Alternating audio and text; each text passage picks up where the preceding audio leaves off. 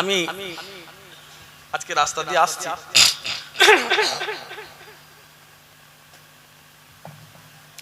আর ঠিক আমি কল্যাণীর মুখটার কাছে মানে বাঁশবেরিয়া ব্রিজটা পার হয়েছে, রেড সিঙ্গেল গাড়িটা দাঁড়িয়েছে, বেল্ট ছিল না আমার, আমিও বেল্ট লাগাইনি, আমার ড্রাইভার বেল্ট লাগাই।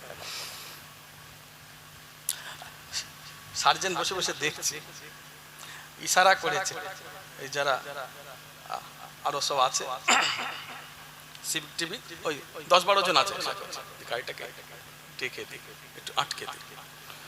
পীর সাহেব লিখা আছে, বলে সাহেব আপনি, ড্রাইভারটাকে বলছে একটুখানি চলুন না, ওখানে ডাকছে স্যার। কেন গো? বলে বেল্ট পরেন না।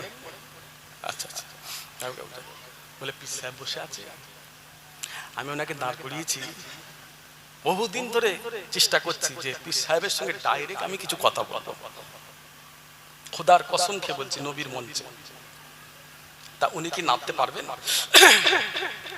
সুযোগ পেয়ে গেলাম, দাঁড় করিয়ে দিলাম, কিছু মনে করবেন, উনি কি নামতে পারবেন?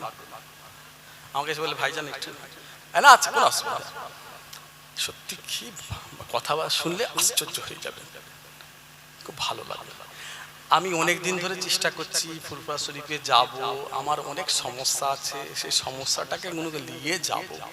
অনেক দিন ধরে ভাবছি যে আপনাদের কাছে গেলে, মানুষ তো গেলে অনেক সুস্থ হয়, ভালো হয়, আপনারা ওই কি দেন সব। আমি বললাম তাবিজ কালা, বলে আপনার কি পড়েন ওটা পড়ে আমার মাথায় একটু হাত দিয়ে একটু আমার মাথায় আশীর্বাদ করে দেন। ইজ্জত দিবার মালিককে, ইজ্জত দিবার মালিককে ফোন নম্বর আমার কাছে আছে, যদি মনে হয় ভাইজান ঢপ দিচ্ছে ফোন নম্বর আছে, যাকে হোক দিয়ে দেবো, কথা বলবো।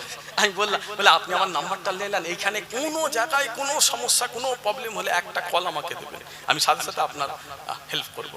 না, আল্লাহ আল্লাহর রাসূল আমাদের সাথে থাকে, জোরে বলেন না। কারোর প্রয়োজন আপনি বলেছেন, আমার মনটা খুব খুশি হয়ে গেছে, খুব ভালো লাগলো। আরো অনেক কথা স্টেজে বলা যাবে না, খুব ভালো ভালো কথা বললো, বলে কিছু জানতে ইচ্ছা হচ্ছে, আমাদের এই সমস্যা, আমাদের আপনাদের ধর্মের কিছু জানছে, আমার কাছে শুনছে যে পীর সাহেব ধর্মগুরু কেমন, উনি কি কোনো বিদ্বেষী মনোভাব নাকি, শুনতে চাইছে, বুঝতে চাইছে। না, আমরা সবাই ভাই, আমরা হিন্দু মুসলমান শিখ ইসাই সবাই আমরা ভাই, শরীরে রক্ত কাটলে লাল রক্ত বের হবে, আপনারা আমরা সব ফুরফুরা শরীফ আবু বকর সিদ্দিকী ছাতার তলায় আমরা সবাই ভাই, দাদা হুজুরের আমরা সবাই ছেলে, স্বাধীনতা সংগ্রামী মুজাদ্দিদে জামান দাদা হুজুর কেবলা সকলের জন্য মাথার ছাতা, জোরে বলুন। খুব খুশি হয়ে গেল শুনে। 10 মিনিট মতন আমাকে আবার চা খাওয়ানোর জন্য, না চা আমি খাবো, পানি থামস আপ, যে না আমার এই গলার সমস্যা আছে, এসব চলে না, একটু ভেবে চিন্তে খাওয়া হয়, তা আমি আপনাদের খাওয়াই।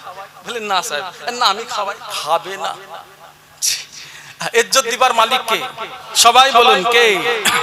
রাসূল বলেছেন মানুষকে ভালোবাসো, হোক সে হিন্দু, খ্রিস্টান, ইহুদি, যে কোনো ধর্মের মানুষ হোক, তার বিপদে সুখে পাশে দাঁড়াও, নিজের রক্ত দিয়ে তার সাথে থাকো, রক্ত দিয়ে সহযোগিতা করো, তার বিপদে আপদে হবে একটা সাচ্চা ইমানদার মুসলমান, জোরে হলো না?